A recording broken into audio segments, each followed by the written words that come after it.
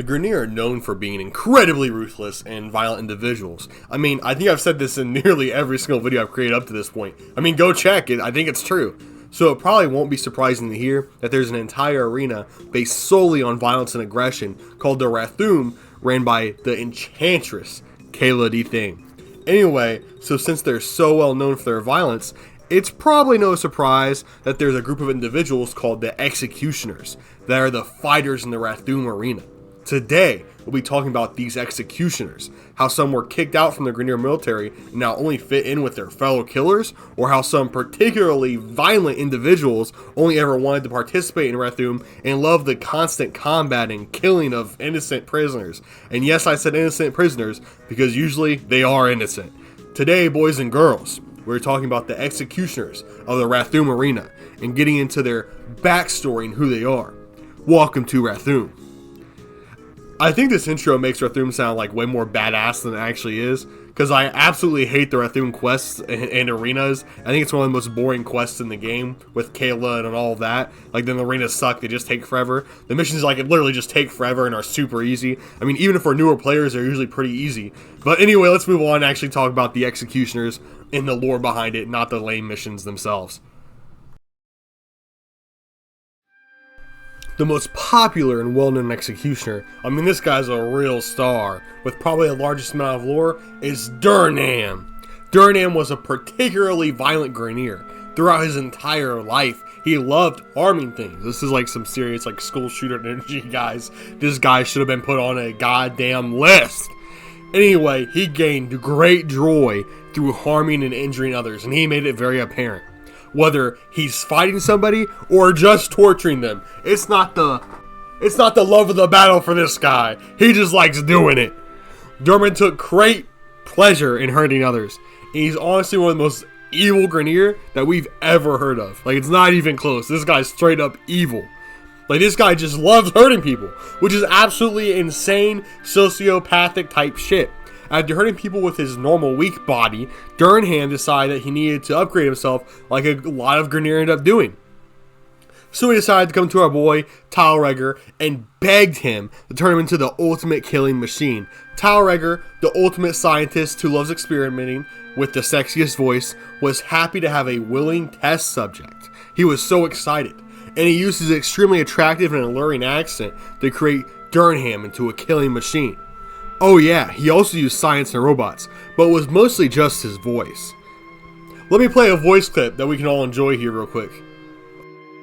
You hate my science, hate my tubes and my tube men, but I have the numbers. Add those numbers, mix those waters, grow the tube men, so they kill forever.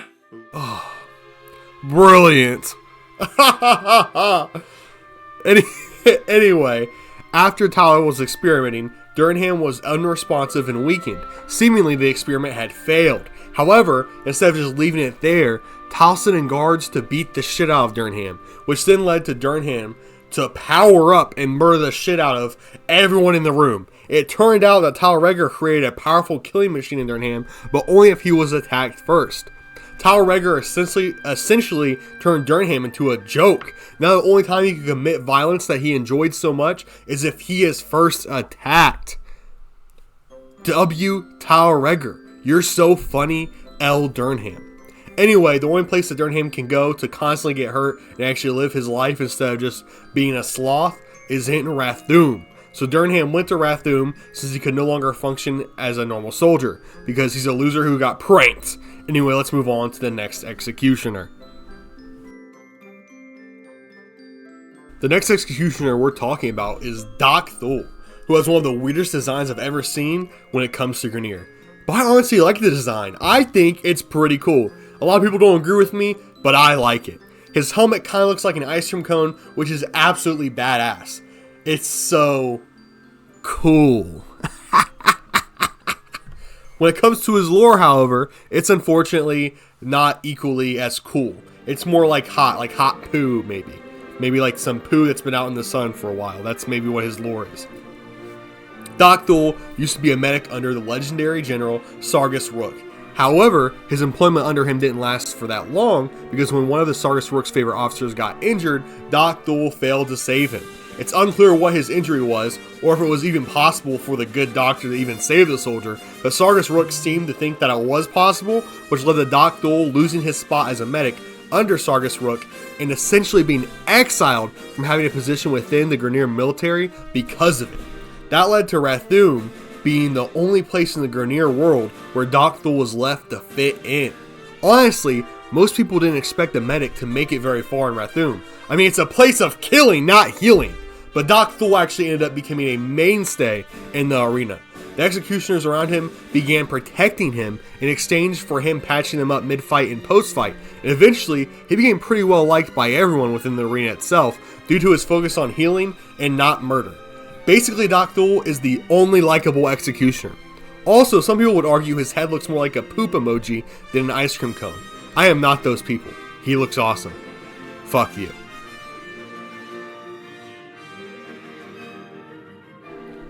The next head cutter offer that we're going to talk about today is Garash.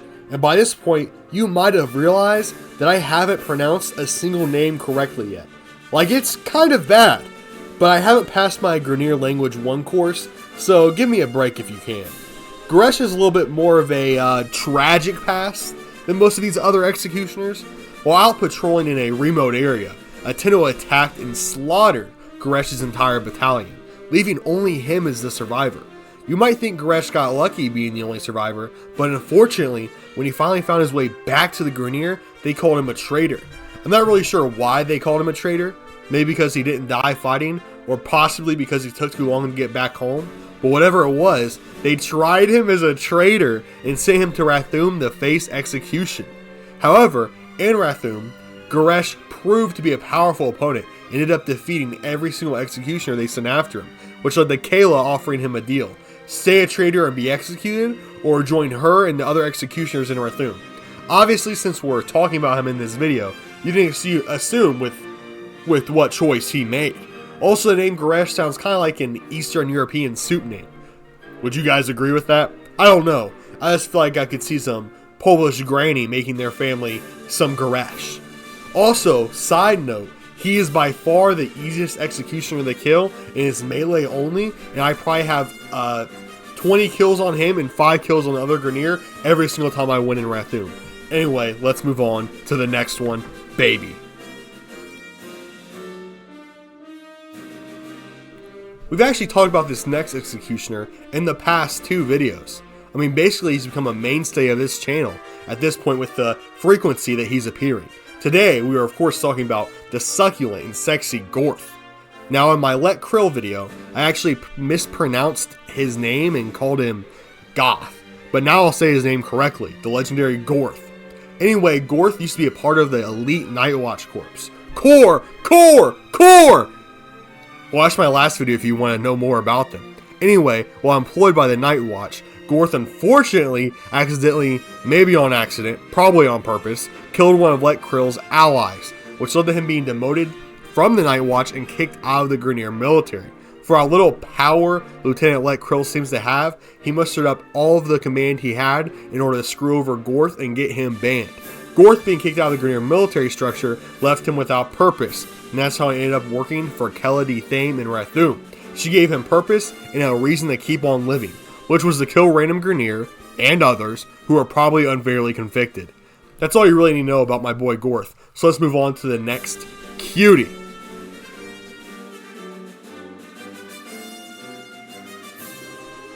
This next contestant is particularly morally bankrupt. Olka Horkener comes from a powerful noble family in the Grineer Empire, a family known for producing some of the most powerful weapons and armor that the Grineer have access to. However, Olka decided the Grineer noble lifestyle of having everything she could ever want right in front of her without doing anything just wasn't for her. Couldn't be me. She said that watching her weapons be used to inflict insane amounts of pain and death wasn't enough for her. She needed to get use of them herself. So Olka asked Miss Kela di Thame if she could become an executioner and display the power of her weapons herself against the contestants in Rathoum. Kayla, of course, obliged the request, and now Olka is a powerful contestant in Rathoum, where she regularly advertises the powers of her weapons and armor. She's pretty much as bad as you can possibly get, creates weapons and armor, and then enjoys using them on mostly innocent prisoners. Next, we have Noke, I don't know, it's N-O-K, whatever you want to do with that. Noke is probably one of the most well-respected executioners, since he actually had very high standing before even entering Rathum. He was originally an incredibly loyal soldier under the legendary Captain Vor, my favorite villain. His task was to sniff out any treasonous Grineer, or traitorous I guess would probably be a better word, or really any Grineer that wasn't up to standard, and make sure that they were taken care of. Which, to be blunt, means that he pretty much killed any Grineer that was lagging behind for whatever reason. This led to him having an extremely successful career under Vor.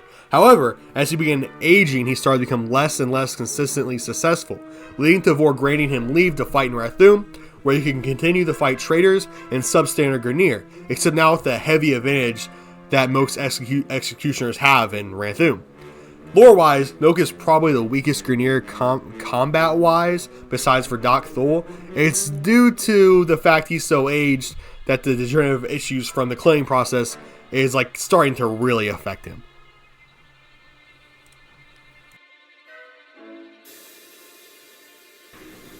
Our next executioner, to be blunt, is fucking insane, and his name is Reth.